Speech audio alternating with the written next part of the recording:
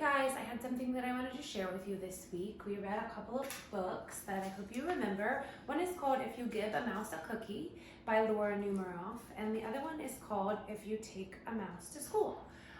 So I wanted us to take a minute and use something that we've never done before called a Venn diagram.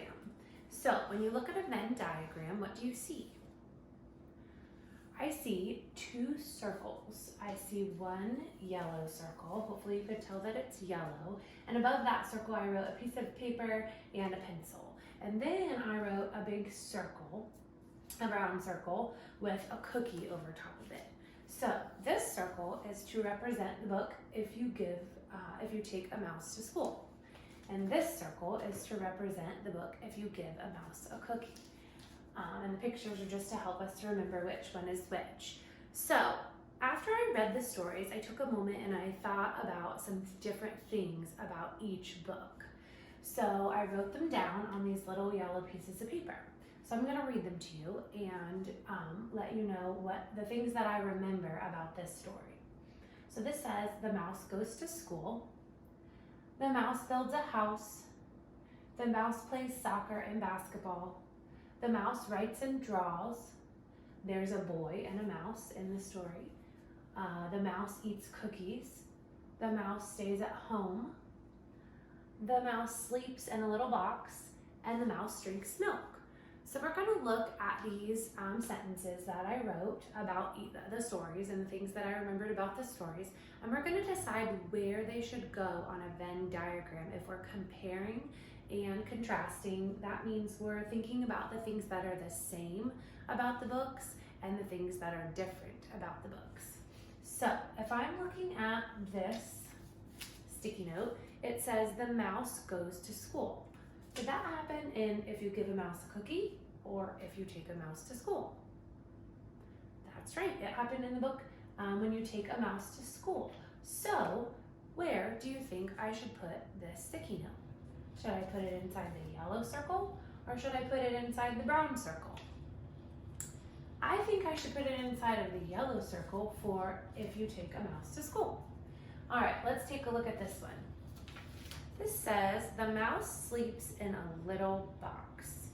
I'm thinking about the story, both stories, and I'm thinking about the story If You Give a Mouse a Cookie, and after he gets done cleaning, he gets really tired. And so the little boy has to make him a bed to sleep in. So, where do you think I should put this sticky note? He sleeps in a little box. Did he do that at school, or did he do that if you give a mouse a cookie? Yes, he did it in the book If You Give a Mouse a Cookie. So I'm going to put it inside the brown circle for If You Give a Mouse a Cookie. Let's see. The mouse drinks milk. What did he like to drink his milk with? That's right, he drank it with his cookie. So I'm going to put it inside of this circle If You Give a Mouse a Cookie, the brown circle. Let's see. This one says the mouse eats cookies. Let's think. Which story did this happen in? I definitely know he liked to eat cookies in the book If You Give a Mouse a Cookie. But I'm also thinking about the book If You Take a Mouse to School. What do you see inside of this lunchbox? I see cookies in there too.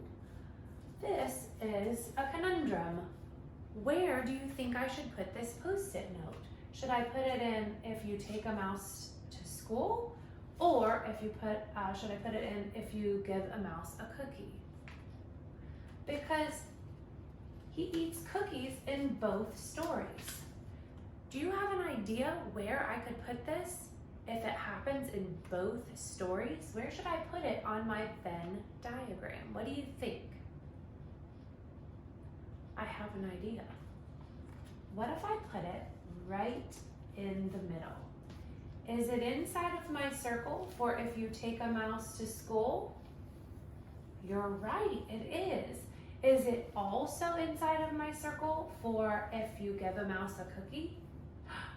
Yes, it is. So it goes inside of both circles if I put it in the part where they're overlapping. Awesome. So now I know where to put the things that happen in both stories.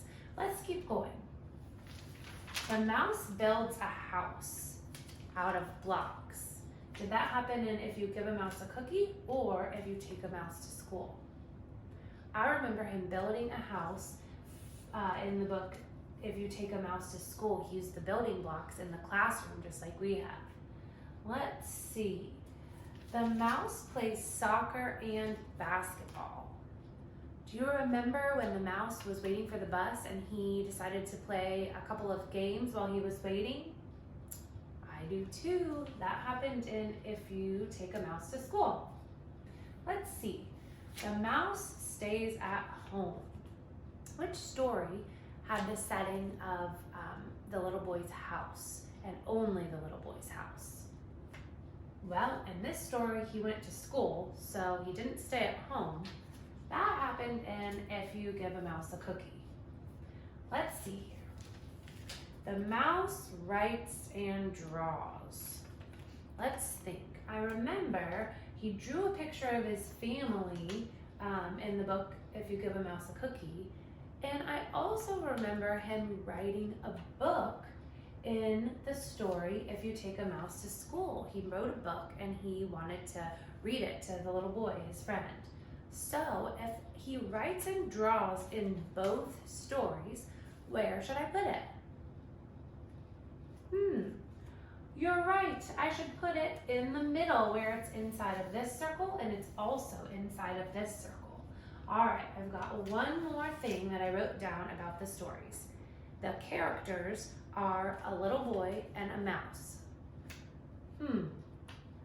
Well, I know the characters are a little boy and a mouse in If You Take a Mouse to School, and the same characters are in If You Give a Mouse a Cookie. So where do you think I should put it? That's right, I should put it in the middle where it's inside of both circles.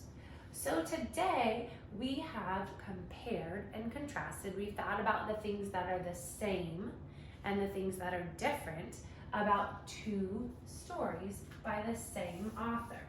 If You Give a Mouse a Cookie and If You Take a Mouse to School.